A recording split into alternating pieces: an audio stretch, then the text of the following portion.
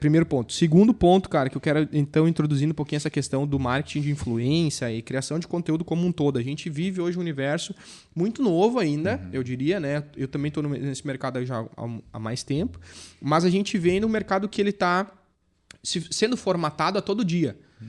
Nesse sentido de criação de conteúdo, influência, nicho, o que faz, o que não faz. E isso é legal, cara, porque olha só, olhando de fora, né? Tu começou criando conteúdo lá sobre receita, que foi como hobby, né? Enfim, hobby, criar conteúdo, tinha já uma facilidade em comunicação, então, né? Pô, ali o teu amigo te influenciando, te indicando e tudo mais. Começou a criar conteúdo. Ali tu viu um potencial, putz, mas o café, gosto mais do café, recebi uma cafeteira, vou fazer um vídeo aqui, daqui a pouco senti um potencial aqui. Nisso começou então a surgir... na verdade juntou, porque tu já tinha essa questão do audiovisual, então de produção de vídeo, então juntou as duas coisas. Conseguia ter um conteúdo legal com uma produção legal, né? Aí vem então marcas que identificaram, pô, o cara tem um conteúdo legal, fala bem, né? Um material bacana, vamos fazer. E aí tu fecha essa parceria, então tu gera conteúdo sobre um tema específico, tu consegue mesclar essa tua criação de conteúdo com outras coisas, receber material dessas marcas, divulgar essas marcas, então é bom para todo mundo, e a tua audiência também te acompanha em várias coisas. Então, vou citar agora dentro disso um caso recente que eu tive. Tu foi nesses dias uma cabana que eu quero muito ir, cara. Eu acho que foi faz umas 2 ou 3 semanas, mais ou menos. E aí, quando eu vi aquilo aí, eu tava te seguindo por causa da criação de conteúdo, por causa dos cafés e tudo mais. E aí eu vi que tu foi nessa cabana. A primeira coisa, eu falei, cara, como é a experiência aí, né? Porque eu quero muito ir, mas eu ainda não tive oportunidade. E aí tu falou, vou soltar um vídeo sobre isso aqui nos próximos dias. Depois eu comecei a acompanhar ali também a tua saga.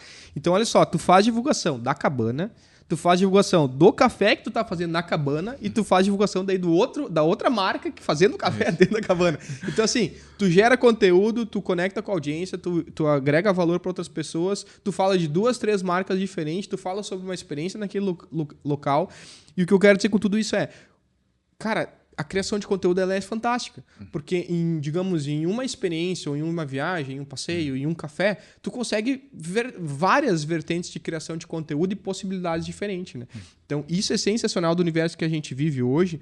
E para mim, o grande segredo, a grande sacada, o grande insight que fica aqui para outros empresários às vezes as pessoas estão lá no dia a dia delas, seja no que for, eu trabalho com papel, eu tô aqui, papel é chato.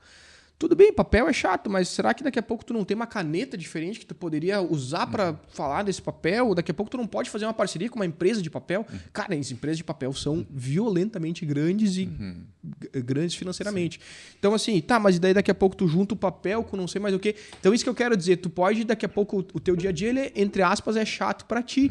Né? Até fazer café até um tempo atrás era uma coisa chata. Deixa pra secretária fazer o café. Cara, hoje fazer café... É o ritual do café. É ritual, é instagramável. Todo mundo quer fazer um story fazendo seu café, o seu método, moendo café e tudo mais. A gente vai entrar mais nisso. Então, assim, esse dia a dia, essas coisas simples do nosso dia a dia, ou que pode ser do teu dia a dia e do outro lado que tá nos vendo, que é de outro nicho, de outro segmento, que pensa, putz, mas isso aqui não é legal.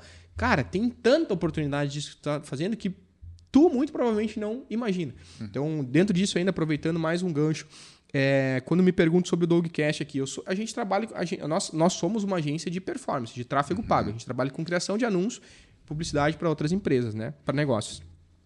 Por que tem um podcast? O que tem a ver ter um podcast que a gente está aqui falando sobre café? Cara, isso conecta total, porque a gente está falando, boa parte das marcas e das empresas que eu trago aqui também anunciam, ou eventualmente anunciaram, em algum momento pensam em anunciar, então a gente faz um paralelo também. E isso aqui me traz uma audiência muito legal, que inclusive é você que está me vendo aqui. Volta e meia eu vou descobrir, vou conversar com alguém que eu não conheço, e a pessoa diz, já vi um episódio teu. Um episódio teu com fulano, com ciclano, já vi um conteúdo assim. Então, marketing de conteúdo é o poder. Quem aproveitar isso, a gente ainda está em ascensão. Saturado, esquece isso. Não, esquece. A gente está ainda numa curva de ascensão muito grande em relação à criação de conteúdo, a formato de conteúdo. E seja como for, seja um vídeo curto, seja um canal no YouTube, seja um podcast, seja onde for. Então, eu acho que fica um baita paralelo aí para vocês que pensam, mas já está saturado. Cara, não tá saturado. Tá saturado se tu vai fazer o mesmo que todo mundo tá fazendo, assim, né? Entre aspas, todo mundo. Teve uma época, uns anos atrás, que deu aquele boom do marketing de conteúdo, só que o pessoal começou a fazer meio que de modo geral, assim, de qualquer jeito. Para só largar um conteúdo que tá bom. Não. Perfeito. Não, tem que ter um conteúdo, tem que estruturar, tu tem que fazer com uma entrega envelopada, não pode fazer qualquer coisa. Vamos entrar nesse ponto, então. Se tu vai falar do que a pessoa... Por exemplo, eu vou botar uma informação ali que a pessoa acha no Google... É irrelevante. É irrelevante. Perfeito. Não adianta. Perfeito. Se eu tiver o meu ponto de vista em cima daquilo, a experiência, o que eu achei, enfim, é diferente. Sobre um café, por exemplo, que eu vou experimentar, uma cafeteira. Se eu falar as informações básicas ali, o pessoal acha no Google.